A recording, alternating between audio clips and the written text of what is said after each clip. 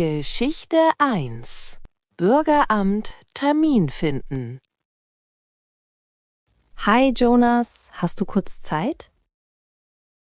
Hallo Mila, ja? Was ist los? Ich brauche dringend einen Termin beim Bürgeramt, weil ich eine Meldebescheinigung brauche. Okay. Hast du schon online geschaut? Ja, aber alles ist voll, deshalb bin ich gerade gestresst. Für wann brauchst du den Termin? Am besten diese Woche, denn mein neuer Job startet bald.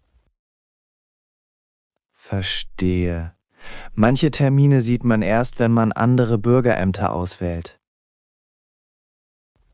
Echt? Ich dachte, dass ich nur in meinem Stadtteil buchen darf.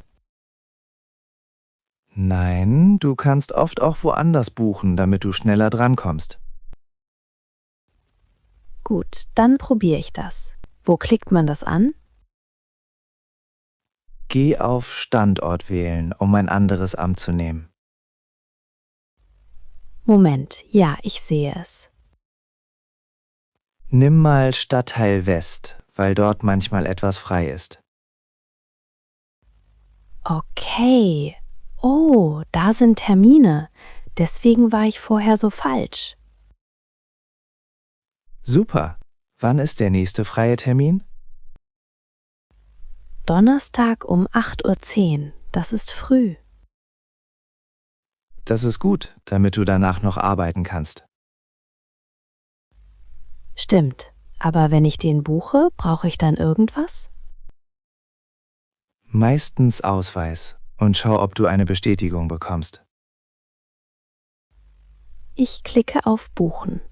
Jetzt fragt es nach E-Mail. Gib sie ein, damit du den Termin schriftlich hast. Okay, ich hoffe, dass die Seite nicht abstürzt. Passiert manchmal, weil viele Leute gleichzeitig buchen. Oh, jetzt lädt es. Warte kurz, damit du nicht doppelt klickst. Fertig. Ich habe eine Bestätigung. Sehr gut. Speicher sie ab, damit du sie am Eingang zeigen kannst. Mache ich. Und wenn ich krank werde, kann ich den Termin absagen? Ja, oft per Link. Falls du ihn nicht findest, ruf kurz an. Danke. Jetzt bin ich viel ruhiger, denn ich habe endlich einen Plan. Gern, dann bis später und viel Erfolg am Donnerstag. Bis später, Jonas. Danke, dass du geholfen hast. Geschichte 2: Krank melden im Jog. Guten Morgen, Frau Keller. Hier ist Tom Weber. Guten Morgen, Herr Weber. Was kann ich für Sie tun? Ich melde mich krank, weil ich seit gestern Fieber habe. Oh, geht es Ihnen sehr schlecht? Es geht, aber ich bin schwach. Deshalb kann ich heute nicht arbeiten. Verstehe. Seit wann haben Sie die Symptome? Seit gestern Abend. Ich dachte, dass es besser wird, aber heute ist es schlimmer. Okay. Können Sie morgen wiederkommen oder brauchen Sie mehr Zeit? Das weiß ich noch nicht. Wenn es morgen besser ist, komme ich. Gut. Und falls nicht, sagen Sie bitte früh Bescheid, damit wir planen können. Ja, mache ich. Brauchen wir eine Krankmeldung vom Arzt?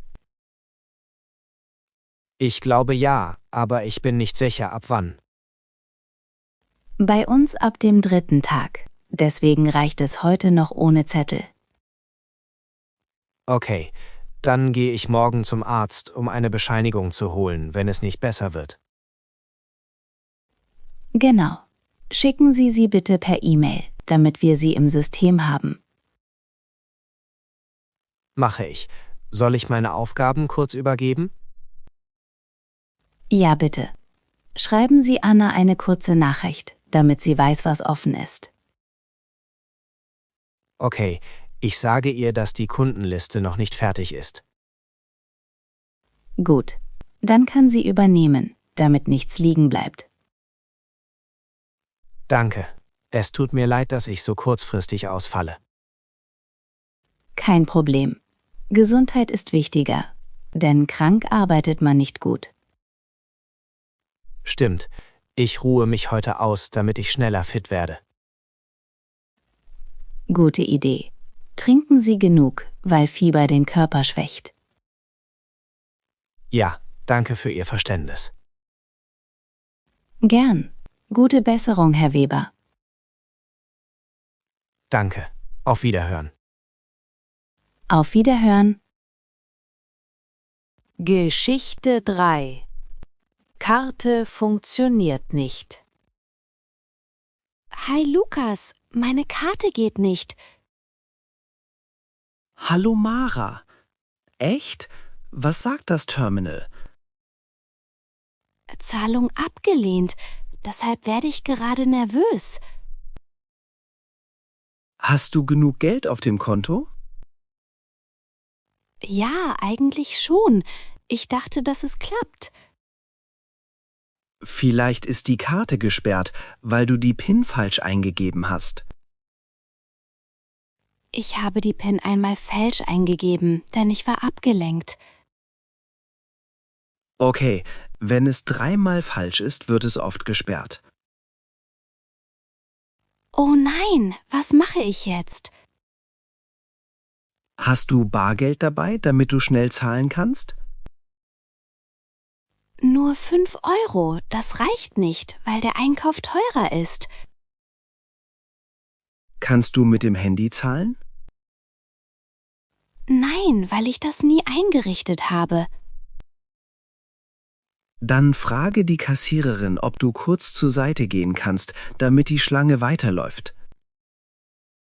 Ja, gute Idee. Ich will nicht, dass alle warten. Genau, und dann rufst du deine Bank an, um zu fragen, warum es nicht geht.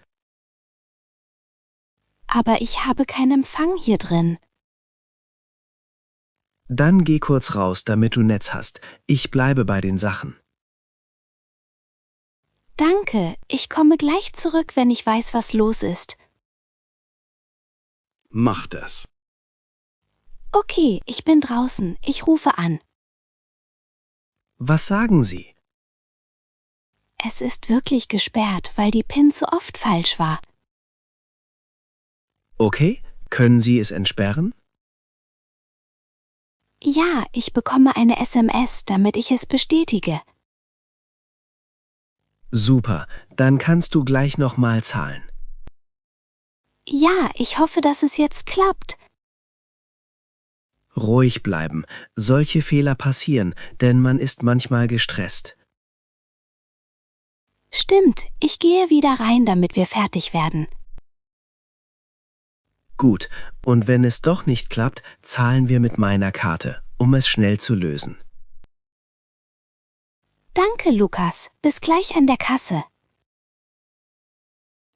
Bis gleich. Geschichte 4. Gleiswechsel in letzter Minute. Hi Jonas, bist du schon am Bahnhof? Hallo Nina, ja, ich stehe bei Gleis 6, weil der Zug hier angezeigt wird. Ich komme gerade die Treppe hoch. Es ist voll, deswegen gehe ich langsam. Kein Problem. Hauptsache, du kommst sicher an, damit du nicht stolperst. Danke. Was steht auf der Tafel? Da steht, dass unser Zug in 5 Minuten fährt. Gut, dann sind wir ja pünktlich. Warte, jetzt blinkt etwas. Was passiert? Gleiswechsel. Deshalb müssen wir zu Gleis 9. Oh nein, Gleis 9 ist weit, denn das ist am anderen Ende. Ja, aber wenn wir sofort losgehen, schaffen wir es. Ich hasse das, weil man dann Stress bekommt. Ich auch. Trotzdem bleiben wir ruhig, damit wir nichts vergessen. Okay, ich nehme den Koffer fester, um schneller zu gehen. Gute Idee. Wir gehen über den Tunnel, weil das am kürzesten ist. Wo ist der Tunnel genau? Geradeaus, dann längs. Ich sage dir Bescheid, damit du nicht falsch läufst. Danke, ich wollte eigentlich noch Wasser kaufen. Das geht später, wenn wir im Zug sind. Stimmt, ich hoffe, dass wir nicht rennen müssen. Nur ein bisschen schneller, aber nicht rennen, weil es rutschig sein kann. Okay, mein Handy zeigt auch Gleis 9. Gut, dann stimmt es. Manche Apps sind langsam, deswegen schaue ich immer auch auf die Anzeige. Oh, jetzt kommt eine Durchsage. Ich verstehe sie kaum. Sie sagt, dass der Zug heute kürzer ist, da ein Wagen fehlt. Also wird es eng, obwohl viele Leute warten. Ja, deshalb stellen wir uns gleich an den richtigen Bereich, damit wir einsteigen können. Wo genau? Bei Abschnitt C, das steht dort. Okay, und falls wir es nicht schaffen? Falls wir zu spät sind, nehmen wir den nächsten Zug, damit du trotzdem ankommst. Gut, ich werde ruhiger, weil du einen Plan hast. Wir sind fast da. Noch kurz die Treppe hoch. Puh, ich bin da. Gleis 9, Abschnitt C. Perfekt. Wenn der Zug kommt, steigen wir sofort ein, damit wir nicht getrennt werden. Abgemacht. Danke, Jonas. Gern. Geschichte 5. Heizung kalt, Vermieter anrufen. Hi Paul, ist dir auch so kalt? Hallo Lisa, ja, die Heizung wird nicht warm, obwohl sie an ist. Bei mir auch. Deshalb habe ich schon eine Decke geholt. Hast du am Thermostat gedreht? Ja, aber es passiert nichts. Ich denke, dass etwas nicht stimmt. Vielleicht ist der Druck zu niedrig, weil die Anlage Luft hat. Ich kenne mich nicht aus, deswegen will ich nichts kaputt machen. Genau, wir rufen lieber den Vermieter an, damit er es klärt. Okay, aber was sagen wir genau? Sag, dass die Heizkörper kalt bleiben, obwohl sie auf 5 stehen. Gut, und wenn er fragt, seit wann? Dann sag, seit gestern Abend, denn da wurde es plötzlich kalt. Okay, ich rufe jetzt an, damit es schnell geht. Warte kurz, schreib dir die Adresse auf, damit du sie sofort sagen kannst. Stimmt, Sonnenstraße 15, 3. Etage. Genau, und frag, ob heute jemand kommen kann. Okay, ich wähle. Es klingelt. Hoffentlich geht er ran, weil es echt dringend ist. Hallo Herr König, hier ist Lisa. Die Heizung funktioniert nicht, deshalb ist es in der Wohnung sehr kalt. Was sagt er? Er fragt, ob alle Heizkörper betroffen sind. Sag ja, damit er versteht, dass es nicht nur ein Zimmer ist. Ja, ich sage auch, dass wir nichts verändert haben. Gut, und frag nach einem Termin, damit wir planen können. Er sagt, ein Techniker kann um 17 Uhr kommen. Super, dann muss jemand da sein, damit er rein kann. Ich bin da. Wenn ich kurz weg muss, sage ich dir Bescheid. Okay, wir lassen die Türen zu, damit die Wärme nicht weggeht, wenn es später wieder läuft. Gute Idee. Und wir kochen Tee, damit wir jetzt nicht frieren. Ja, ich hol auch die Decken, weil es im Wohnzimmer am kältesten ist. Danke, ich bin froh, dass wir schnell einen Termin bekommen haben. Ich auch, denn ohne Heizung ist der Winter echt hart. Stimmt, bis später in der Küche. Bis später. Geschichte 6. Umtausch im Laden klären. Guten Tag, ich möchte etwas umtauschen. Guten Tag. Was möchten Sie umtauschen? Diese Jacke, sie ist zu klein, obwohl ich Größe M gekauft habe. Haben Sie den Kassenzettel dabei? Ja, hier, ich habe ihn mitgenommen, damit es schneller geht. Danke. Wann haben Sie die Jacke gekauft?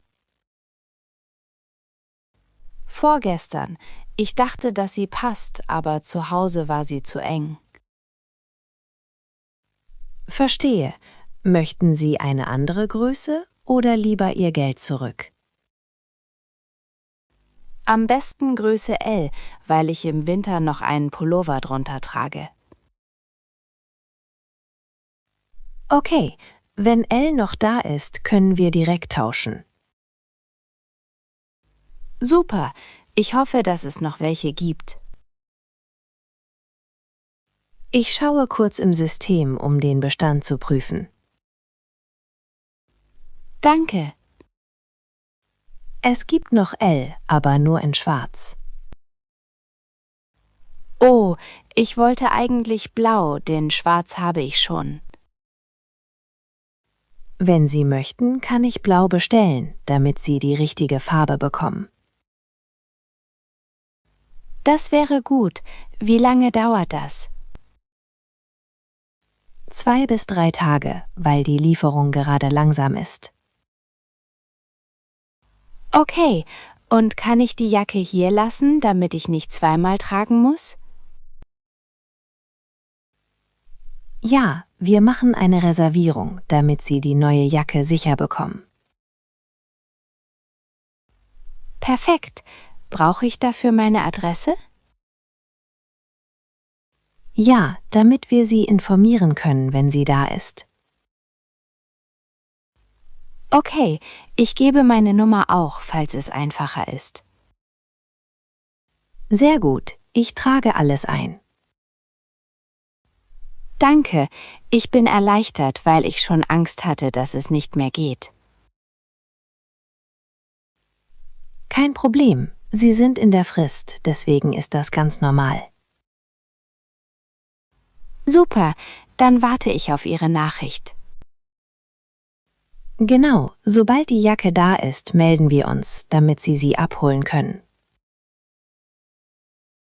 Vielen Dank, dann bis bald. Bis bald, einen schönen Tag noch. Geschichte 7. Internet geht nicht. Hi Lara, geht bei dir das Internet? Hallo Nico. Nein, es ist weg. Deshalb kann ich gerade nicht arbeiten. Bei mir auch? Ich dachte, dass nur mein Laptop spinnt. Nein, das WLAN ist tot, weil der Router kein Licht mehr zeigt. Hast du ihn schon neu gestartet? Ja, aber es passiert nichts. Deswegen bin ich genervt. Okay, wenn der Router komplett aus ist, kann es auch am Strom liegen. Strom ist da. Das Licht in der Küche geht. Also ist es nicht das. Stimmt, dann prüfen wir kurz das Kabel, damit wir sicher sind. Ich schaue. Das Kabel sitzt, aber der Router blinkt nicht. Vielleicht hat er sich aufgehängt, weil er zu lange lief. Kann sein. Ich habe auch seit Wochen kein Update gemacht. Dann machen wir es so. Stecker raus, 20 Sekunden warten, damit er komplett runterfährt. Okay, Stecker ist raus. Gut, und jetzt warten wir kurz, damit es wirklich hilft. Ich hoffe, dass es klappt, denn ich habe um 15 Uhr ein Meeting. Wenn es nicht klappt, machen wir einen Hotspot, damit du wenigstens online bist. Gute Idee, aber mein Handy hat wenig Akku, weil ich es heute viel benutzt habe. Dann lade es jetzt an, damit es nicht ausgeht.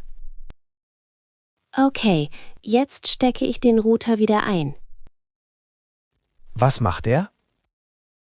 Er blinkt, deswegen habe ich wieder Hoffnung. Super, warte kurz, damit er sich verbindet. Okay, jetzt steht WLAN wieder da. Funktioniert es auch? Ja, ich bin wieder drin. Danke. Gern. Wenn es wieder passiert, rufen wir den Anbieter an, damit sie es prüfen. Ja, mache ich. Bis später, Nico. Bis später, Lara. Geschichte 8. Paket liegt bei Nachbarn. Hi Ben, hast du kurz Zeit? Hallo Mara, ja. Was ist passiert? Mein Paket ist nicht da, obwohl es als zugestellt steht. Oh, hast du eine Benachrichtigung bekommen? Nein, deshalb bin ich verwirrt. Was steht in der Sendungsverfolgung? Da steht, dass es bei einem Nachbarn abgegeben wurde. Okay. Wenn es bei einem Nachbarn ist, steht oft auch ein Name. Ja, da steht bei Schmidt, aber ich kenne keinen Schmidt. Vielleicht ist das in Haus Nummer 12, weil da eine Familie Schmidt wohnt. Stimmt, ich wohne in 21, deswegen dachte ich erst, es ist falsch. Wir gehen kurz hin, damit wir nachfragen. Ja, bitte, ich will das Paket heute, denn ich brauche es dringend. Was ist drin? Ein Ladekabel. Ich brauche es, damit mein Laptop wieder lädt. Okay, dann los. Soll ich klingeln? Ja, und sag freundlich, dass du ein Paket suchst. Okay, klingel. Hoffentlich sind sie da, weil es sonst länger dauert.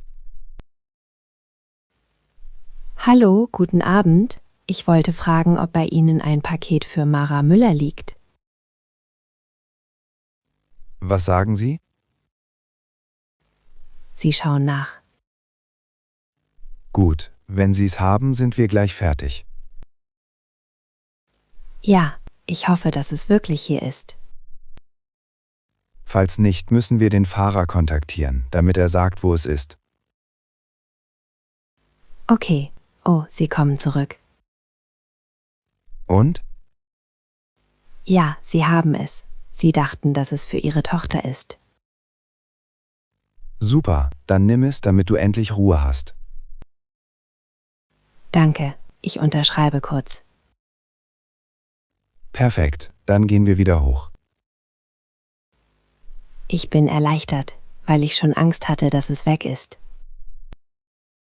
Passiert oft, deswegen schaue ich immer direkt in die App. Gute Idee. Danke, Ben. Bis später. Bis später, Mara. Geschichte 9. Vertrag kündigen. Guten Tag, hier ist Tom Weber. Guten Tag, Herr Weber. Wie kann ich Ihnen helfen? Ich möchte meinen Internetvertrag kündigen, weil ich umziehe.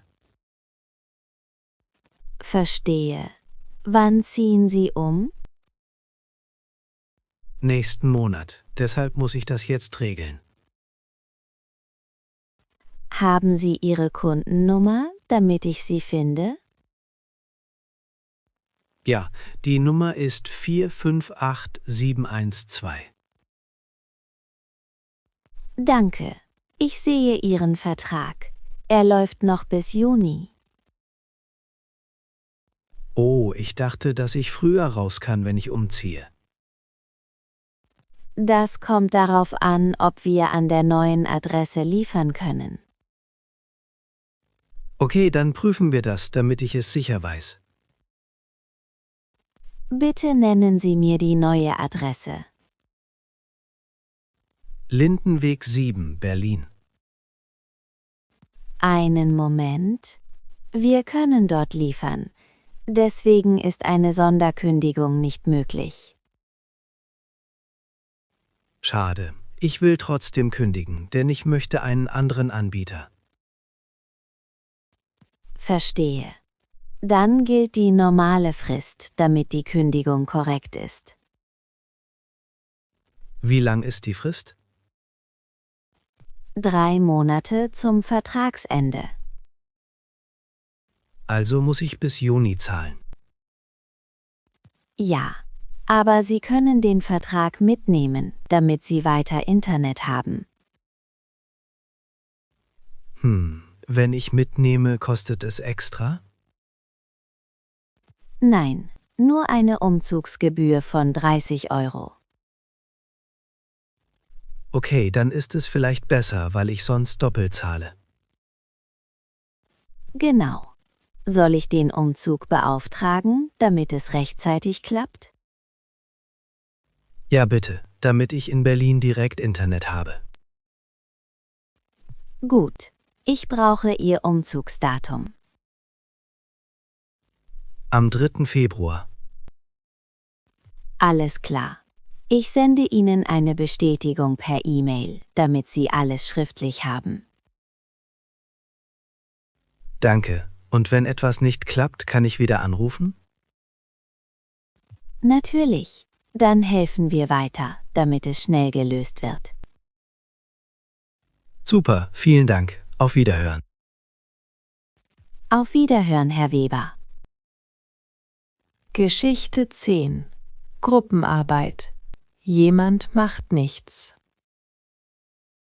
Hi Ben, hast du kurz Zeit? Hallo Lisa, ja? Was ist los? Ich mache mir Sorgen, weil unsere Gruppenarbeit nicht gut läuft. Wegen Tom und Sarah?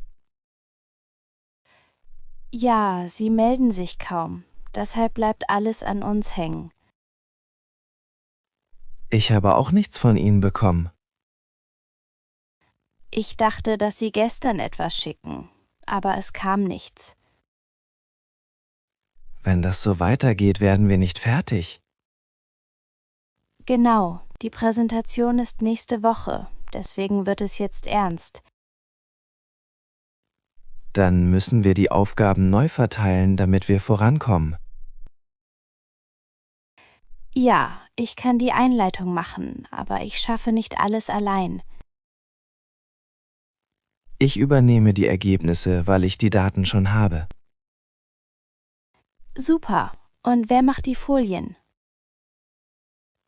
Vielleicht du und ich zusammen, damit es schneller geht. Okay, und was ist mit Tom und Sarah? Wir schreiben ihnen jetzt, damit sie wissen, dass es ernst ist. Ja, aber freundlich. Ich will keinen Streit, denn wir sehen sie noch oft. Klar. Wir sagen einfach, dass wir Aufgaben brauchen, damit alles fair ist. Gute Idee. Schreib auch, bis wann wir eine Antwort brauchen. Ja. Wenn sie bis heute Abend nicht reagieren, planen wir ohne sie. Das klingt hart, aber sonst geht es nicht. Genau. Und falls sie später doch was machen wollen, geben wir ihnen eine kleine Aufgabe. Zum Beispiel den Schluss, damit sie auch beteiligt sind. Ja. Und Sie können Quellen suchen, um uns zu helfen. Perfekt, dann fühle ich mich besser, weil wir einen Plan haben. Ich auch. Ich schreibe die Nachricht jetzt, damit wir das abhaken. Danke, bis später im Chat. Bis später, Lisa. Thank you for watching. But before you go, here are some useful German words from today's episode to boost your vocabulary. Practice them and tell us your favorite in the comments.